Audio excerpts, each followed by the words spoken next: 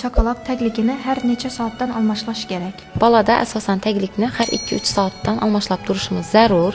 Agarda bola uzoq vaqt davomida, masalan 5-6 soatlab shu taglikda qolib ketadigan bo'lsa, bu holatda bolada pastki sohasida turli xil toshmalar, asosan infeksion toshmalar yoki bo'lmasa siydik yo'l infeksiyasi kabi holatlar kuzatilishi mumkin. Chunki taglikni dolishi hisobini infeksiya bolada o'zini terisini yoki jinsiy yo'llarini yoki shu siydik yo'llarini ta'sir ko'rsatishi mumkin hisoblanadi.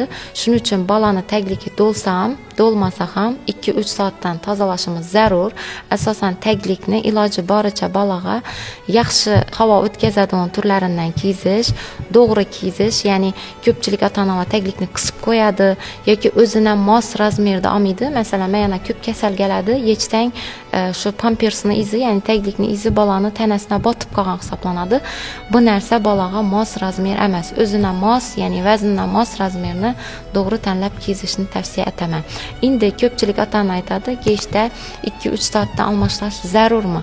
Agar kechlikni bolada taglik kiyishadigan bo'lsangiz, bola bezovtalanmasa yoki tagligi to'lmagan bo'lsa, bemalol 4 soatdan almashlash mumkin hisoblanadi.